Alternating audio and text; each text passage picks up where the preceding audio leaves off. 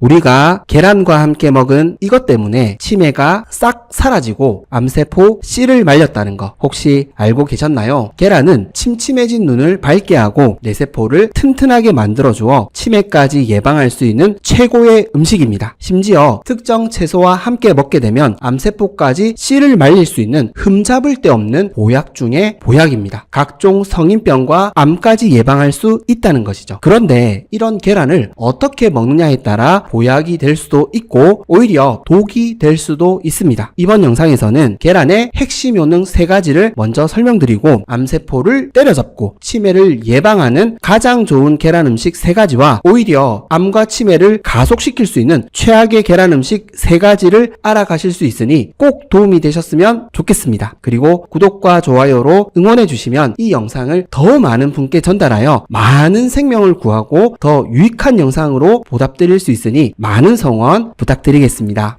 건강은 선택입니다. 선잘. 먼저 계란의 핵심 효능 3가지를 설명드리겠습니다. 암과 치매 그리고 각종 성인병을 예방할 수 있는 매우 중요한 부분이니 집중해서 시청해 주시면 감사하겠습니다. 계란의 첫 번째 효능은 세포 보호입니다. 계란에는 콜린이라는 성분이 풍부하게 함유되어 있는데요. 이 콜린이 세포막의 재료로 사용되기 때문입니다. 즉 뇌세포 보호막으로 사용이 된다는 것이죠. 그래서 계란이 치매 예방에 너무 좋다고 많은 분들이 추천해 주시고 있습니다. 뿐만 아니라 콜린은 지방간을 개선해주는 효능이 있습니다. 인슐린 저항성까지 낮춰줄 수 있다는 것이죠. 인슐린 저항성이 줄어들면 우리 몸의 염증까지도 줄여줄 수 있습니다. 만성염증이 줄어드니 당연히 암세포가 생성될 수 있는 환경도 억제할 수 있다는 것이죠. 암과 치매를 함께 예방할 수 있는 최고의 음식이 바로 계란입니다. 계란의 두 번째 효능은 망막 보호입니다. 계란이 눈에 좋다는 것은 많은 분들이 알고 계시죠. 특히 계란에 풍부하게 함유되어 있는 레시틴과 지아잔틴이라는 성분은 망막을 보호해주는 너무 좋은 영양소입니다. 특히 나이가 들수록 눈이 침침해지는 이유는 이 망막을 보호해주는 이런 성분들이 줄어들기 때문인데요. 그래서 계란을 매일 드시는 것이 눈 건강을 위해 매우 중요합니다. 그리고 계란은 비타민 A가 매우 풍부한 음식입니다. 비타민 A는 눈 건강에 가장 중요한 성분 중에 하나입니다. 눈에서 사용하는 신호 전달 물질이기 때문이죠. 이 비타민 A가 부족하면 눈이 건조해질 수 있습니다. 그래서 계란은 눈 건강을 위한 필수 음식입니다. 계란의 세 번째 효능은 혈전 예방입니다. 계란은 혈관 건강에도 너무 좋은 음식인데요. 앞서 말씀드린 레시틴 성분이 혈관에 있는 지방을 녹여주기 때문입니다. 사실 콜린은 레시틴의 주요 성분입니다. 결론적으로 계란의 핵심 효능은 이 레시틴과 콜린 섭취에 있습니다. 계란에 풍부하게 함유되어 있는 양질의 단백질, 비타민과 무기질 모두 중요한 성분이지만 가장 우리가 눈여겨봐야 할 성분은 이 2가지 성분이라는 것이죠. 결국 계란의 핵심 효능은 세포 보호에 있습니다. 뇌세포, 망막세포, 혈관세포와 같은 우리 신체 세포들의 방어막을 만들어주는 음식입니다. 그래서 우리는 이 보호 기능이 잘 작용할 수 있도록 함께 먹는 음식들을 잘 조절해서 효과 있게 섭취해야 한다는 것이죠. 세포 보호 기능을 떨어뜨리는 음식과 함께 섭취하게 된다면 아무 의미가 없다는 것입니다. 즉 함께 먹으면 좋은 음식은 계란의 세포 보호 기능을 높여주는 음식이고 함께 먹으면 좋지 않은 음식은 계란의 세포 보호 기능을 의미 없게 만드는 음식입니다. 자, 그렇다면 우리가 어떤 음식과 계란을 함께 먹어야 하는지 계란을 보약으로 먹는 방법에 대해 알아보도록 하겠습니다. 계란을 보약으로 먹는 첫 번째 방법은 깻잎과 함께 먹기입니다. 특히 계란과 함께 먹는 깻잎은 고지혈증, 당뇨, 비만, 지방간 등의 대사증후군 관련 질환이 있으신 분들에게 너무 좋습니다. 대사증후군 환자분들의 가장 큰 문제는 인슐린 저항성입니다. 인슐린 저항성으로 인해 온몸이 만성염증 상태에 있기 때문에 우리 세포는 항상 스트레스 상태에 있을 수밖에 없습니다. 그래서 이 스트레스를 줄여주는 게 너무나 중요합니다. 그렇다면 이 스트레스를 어떻게 줄여줄 수 있을까요? 염증을 줄이면 됩니다. 염증이 줄어들게 되면 세포 스트레스가 확 줄어들게 됩니다. 즉 암세포가 성장하는 것을 막을 수 있다는 것이죠. 그런데 아쉽게도 계란에는 염증을 줄여주는 오메가3 지방산 성분이 부족합니다. 오히려 염증을 유발할 수 있는 오메가6 성분이 더 많이 들어 있습니다. 그래서 오메가3 지방산이 풍부한 깻잎을 계란과 함께 먹게 되면 오메가 지방산 균형을 맞출 수 있다는 것이죠. 이 균형을 통해 염증을 줄이고 억제할 수 있습니다. 바꿔 말하면 암세포가 성장하는 것을 때려 잡을 수 있습니다.